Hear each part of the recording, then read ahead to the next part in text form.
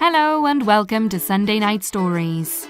I'm Emily Wilden, and each week I'll be narrating stories from new and talented writers. For more information on where to listen or how to submit a story, please visit the Sunday Night Stories Facebook page or follow us on Twitter at Sun Night Stories.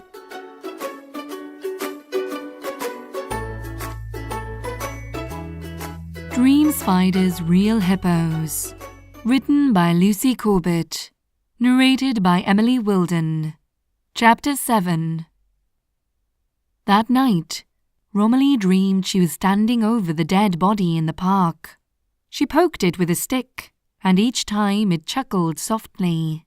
She started poking it harder and harder, until the stick went right through the skin and stuck several inches down into its flesh. The sensation felt a little like pushing a chopstick into a melon. The skin gave some resistance, but once through that, the stick glided easily and moistly. As she pulled the stick out, Romilly expected some blood or gore, but it was just dusty, and shining from the hole it left in the body, there was a faint purple glow.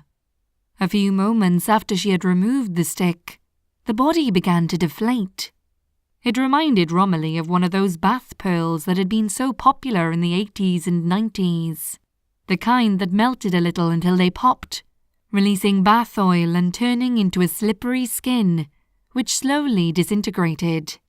Just before deflating completely, the body lifted a hand to wave, and then quickly turned into an oily mess on the ground. Romilly reached her hand forward to touch the remains, but she awoke seconds before her fingertips reached it. She blinked and turned over in bed, reaching out and picking up her phone. There was one email from an online retailer offering half-price running shoes for the next 24 hours. The next morning, Romilly stood in the kitchen buttering toast.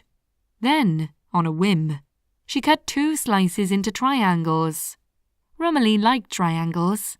They were the strongest shapes. She wasn't working that day.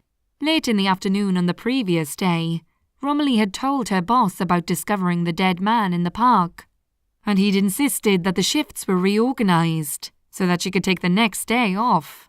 Romilly hadn't told him about it for that reason. They were in the cafe, and it was mentioned on the local news that the cafe television sometimes showed, so it seemed to be an appropriate piece of casual conversation.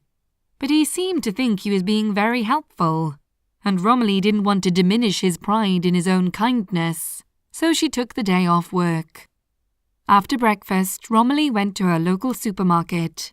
After choosing some fresh fruit and yogurt, she moved to the frozen food section and picked out a couple of bags of frozen berries, placing them in the metal shopping basket held over her arm. These were ingredients she bought regularly, because she liked to make smoothies. As she reached out for a third bag of blackberries, a woman walked up to the freezer compartment 5 or 6 feet away, opened the door, and took out a bag of lamb mints. As she pulled it from the freezer, there was a sudden noise around them, something similar to the pained cry of a baby. The woman jumped and dropped the bag of lamb onto the supermarket floor. As she rubbed her hand on her jeans, she looked around the deserted aisle, and then carefully bent down to pick up the food she had dropped.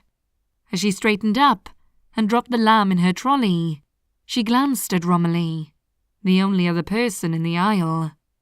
"It was colder than I thought," she said. She pushed her trolley away, and Romilly closed the freezer door.